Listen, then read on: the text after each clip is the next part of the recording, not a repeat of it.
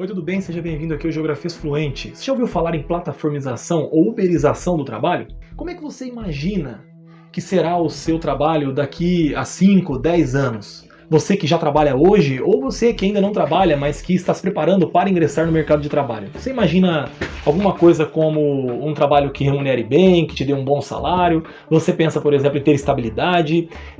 Você pensa em ter todos os seus direitos e garantias assegurados? Já te adianto que, se você pensa assim, você deveria estar muito preocupado.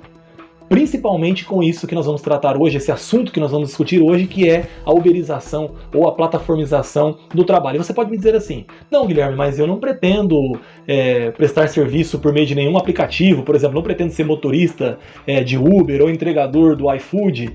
Não tem problema.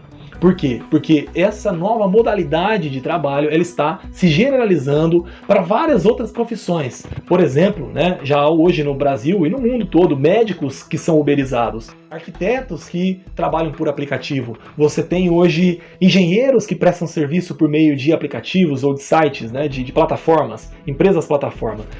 Hoje existem inclusive professores que estão dando aula por meio de aplicativos muito parecidos, próximos daqueles utilizados por essas empresas do setor de transporte de passageiros ou de entrega de comida, por exemplo. Então, em primeiro lugar, é preciso nós definirmos, entendermos o que é a uberização do trabalho, o que é a plataformização do trabalho, como muitos estudiosos têm denominado. Bom, é uma nova modalidade de trabalho em que há uma empresa que geralmente se apresenta na forma de um site ou de um aplicativo, uma empresa chamada plataforma, que vai intermediar a relação entre um prestador de serviço, por exemplo, um motorista, por exemplo, um entregador, e um consumidor, alguém que precisa daquele serviço. Essas empresas, elas surgiram muito recentemente. A Uber, por exemplo, surgiu em 2009, lá no Vale do Silício, na Califórnia. E elas estão ligadas a todo um ideário que foi construído e que é chamado de economia do compartilhamento, ou em inglês, sharing economy. É o que nos conta, por exemplo, o Tom Lee, nesse livro Uberização, a nova onda do trabalho precarizado, cujo título em inglês, na verdade, é What is yours is mine, o que é meu é seu. É um trocadilho com um ditado que não faria tanto sentido no nosso idioma, por isso os tradutores resolveram mudar o título para Uberização, a nova onda do trabalho precarizado. Vale muito a pena ler esse livro e o autor nos mostra nele que, no começo, a proposta da uberização, ela vem de todo um ideário de compartilhamento, ou seja, ao invés de eu comprar um carro, eu vou utilizar o carro de outra pessoa que tem um carro e que não utiliza todo dia, ou que não utiliza em todos os momentos, ou que não utiliza o carro todo. Então eu vou compartilhar aquele bem de consumo durável ao invés de adquirir um novo carro. Mesma coisa, por exemplo, com imóveis.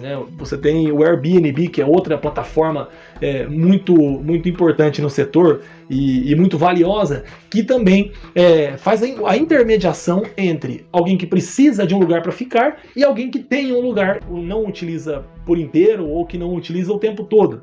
Então a ideia era compartilhar. E tem todo um discurso ambientalista envolvido também, de economia de recursos naturais, por exemplo, de geração de menos gases poluentes para a atmosfera, e etc, e etc. Mas o fato é que essas empresas, elas sempre se apresentaram não como empregadoras de pessoas, porque de fato, juridicamente falando, elas não estão enquadradas nessa categoria. Elas não são empresas convencionais. Elas se apresentam como uma solução tecnológica neutra para problemas que nos afetam.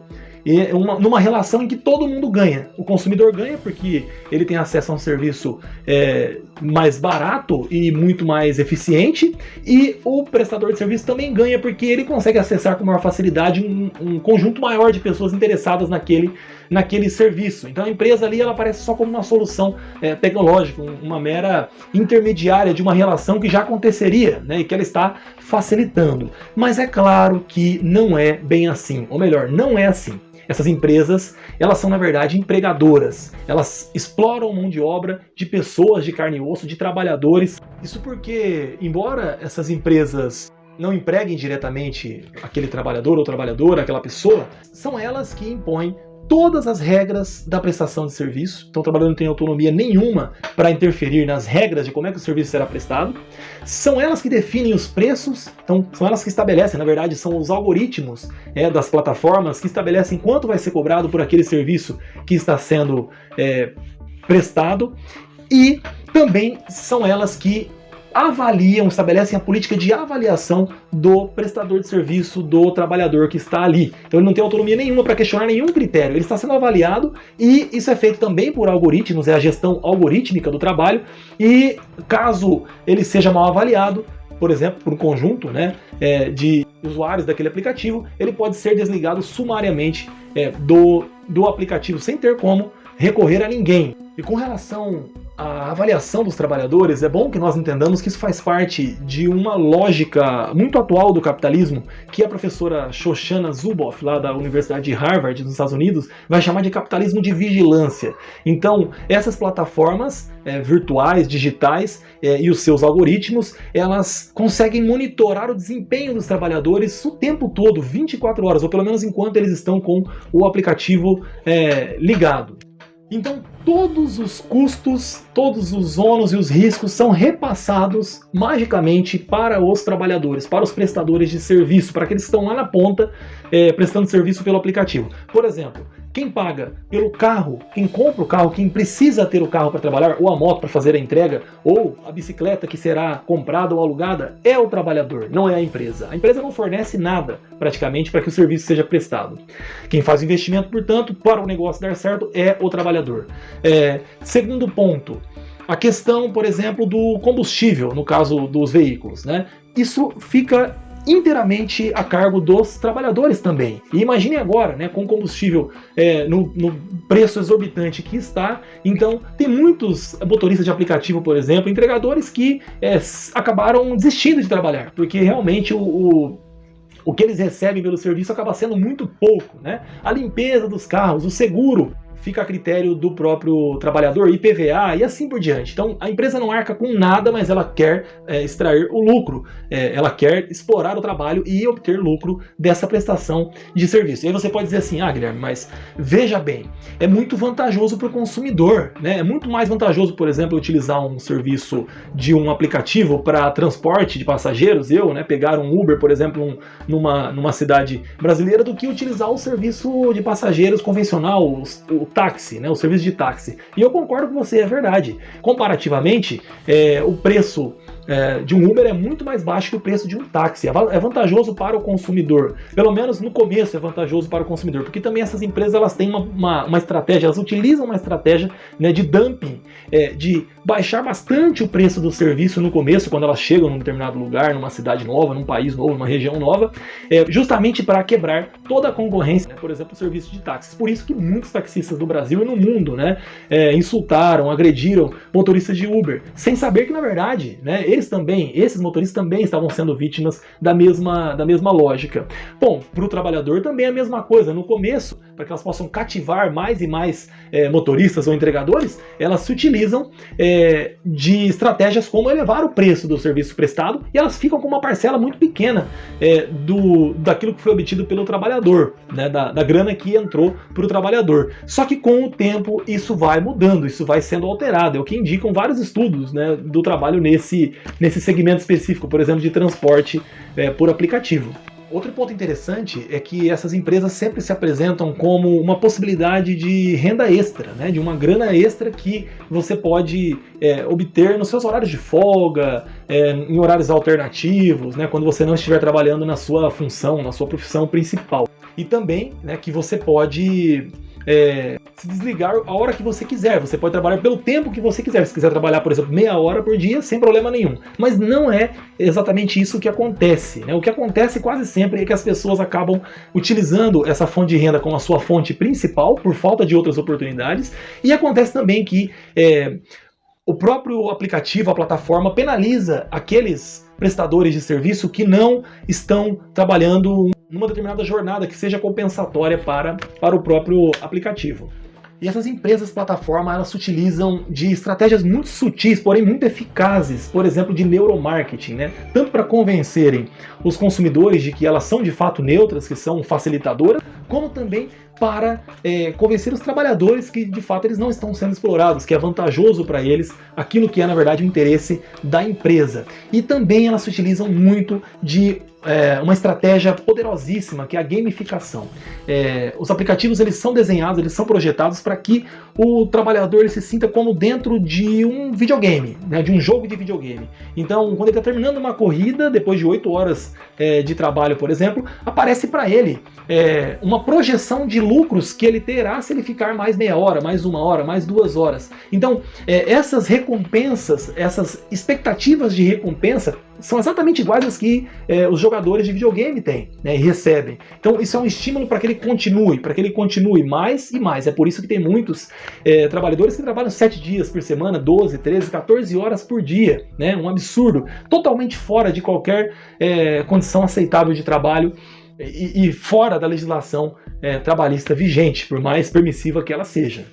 E muito ao contrário do que as empresas argumentam e do que a gente entende no senso comum, na verdade a uberização não é algo extremamente novo, radicalmente novo, não é uma inovação dos últimos anos. Ela é o resultado, ela é a consequência de um conjunto de processos que vem já se desdobrando, se desenrolando desde pelo menos os anos 70, né, com o advento do chamado toyotismo, ou regime flexível. O que caracteriza a uberização, como o que caracteriza o toyotismo, é a flexibilização do trabalho e que tem como consequência a precarização das relações e das condições de trabalho. Né? Flexibilização em que sentido? No sentido das jornadas, no sentido dos contratos de trabalho e também no sentido da remuneração. No sentido da jornada nós já tínhamos, por exemplo, formas muito flexíveis, né, de jornada, como a jornada intermitente, que foi inclusive regulamentada pela Lei 13.467/2017, que é a lei da chamada reforma trabalhista, que na verdade foi um desmonte da legislação trabalhista. Nós temos o banco de horas, nós temos outras modalidades, né, de trabalho que já eram muito precárias porque flexíveis e flexibilizadas com a reestruturação produtiva. Nós temos também a flexibilização dos contratos de trabalho. Então, o trabalho terceirizado, por exemplo, o trabalho pejotizado, que é quando o trabalhador ele cria um CNPJ, né, daí que vem o PJ de CNPJ, para prestar um serviço que ele faria antes como contratado direto.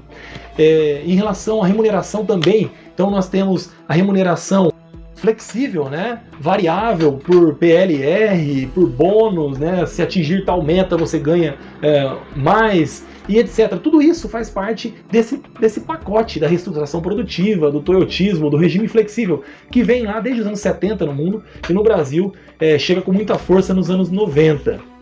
Então é precarização do trabalho. Uberização do trabalho é sinônimo de precarização extrema do trabalho. É por isso que, por exemplo, né, o professor Rui Braga, quando trata do tema, ele fala que é a nova informalidade. Né? A uberização é a nova informalidade. Também a professora Ludmila Abílio, que é uma especialista no tema, ela vai tratar desses processos todos, né, para chegar até a uberização, para entender o que é a uberização, como consequência disso tudo. E o professor Ricardo Antunes, também num livro magistral chamado O Privilégio da Servidão, ele vai nos dizer que, na verdade, isso é escravidão digital. Então é a combinação de elementos muito arcaicos, muito primitivos, né, retrógrados em termos de relações de trabalho, com tecnologia de ponta, com os aplicativos, com inteligência artificial, com os algoritmos. Então, para intensificar justamente a exploração dos trabalhadores e das trabalhadoras. E o porquê das pessoas se sujeitarem a esse tipo de trabalho uberizado, é claro, né, tem a ver diretamente com o momento que nós estamos vivendo no Brasil, pelo menos desde 2016, 2017. Né, estamos assistindo a uma escalada sem precedentes do desemprego. Já temos hoje no Brasil, em números oficiais do IBGE, 15 milhões de desocupados, ou seja, de pessoas que não estão empregadas, não estão ocupadas e que estão à procura de emprego. Nós temos mais aí alguns milhões de desalentados, são aqueles que, de tanto procurar e não encontrar trabalho, eles desistiram, né? Eles acabaram saindo das estatísticas de desocupados, e tem ainda mais 41%, isso com base em dados de 2020, de trabalhadores informais, aqueles que não têm nenhum direito de garantia assegurada, que não têm nenhum contrato de trabalho, que não têm nenhum benefício assegurado pela legislação trabalhista. segundo o levantamento que foi feito por pesquisadores da URGS, em setembro de 2020, nós já tínhamos no Brasil entre 3 e 5 milhões de trabalhadores vinculados a plataformas, vinculados a aplicativos. É claro, e aí a gente tem que considerar também a pandemia como um fator impulsionador da uberização do trabalho no mundo e também no Brasil. De duas formas. Primeiro porque a pandemia acabou, né? Eu costumo dizer que a pandemia, ela foi para o mercado de trabalho, ela foi como uma bomba que explodiu entre ruínas, no caso do Brasil, porque nós já tínhamos um mercado de trabalho esgarçado, né? Com um desemprego elevadíssimo, com informalidade lá em cima, com todos os problemas que nós conhecemos, com desvalorização do salário mínimo, com a desigualdade salarial, enfim. E a pandemia ela veio para escancarar tudo isso mesmo, né? Para elevar isso tudo à enésima potência. Então uma bomba que explodiu no meio das ruínas, mas uma bomba que ainda causou alguma destruição no meio dessas ruínas. Por quê? Por um lado, você tem pessoas, número cada vez maior, milhões e milhões de homens e mulheres, pessoas que estão desesperadas à procura de algum tipo de fonte de renda. E do outro lado, você tem consumidores que vão aderindo cada vez mais a esse tipo de serviço prestado por aplicativo, por plataforma, até por uma questão de necessidade. Por exemplo, entrega de compras ou entrega de comida. Durante a pandemia, então tem sido indispensável para muita gente que evita sair de casa por conta do risco sanitário, né, por conta do risco à sua saúde. Então tudo isso combinado acaba resultando nessa situação que nós estamos vendo hoje. Bom, espero que eu tenha conseguido trazer para você pelo menos alguns elementos que te façam pensar a respeito da uberização. Espero que quando você utilizar um serviço como esse, que você esteja mais consciente, né, do que está acontecendo e do risco que também o seu próprio trabalho corre no futuro. E se isso aconteceu, se você gostou, deixa aí a sua curtida, põe um comentário, vamos conversar mais a respeito, fala comigo por aqui, fala comigo lá no Instagram também. A gente pode continuar discutindo sobre esse assunto, beleza? Valeu!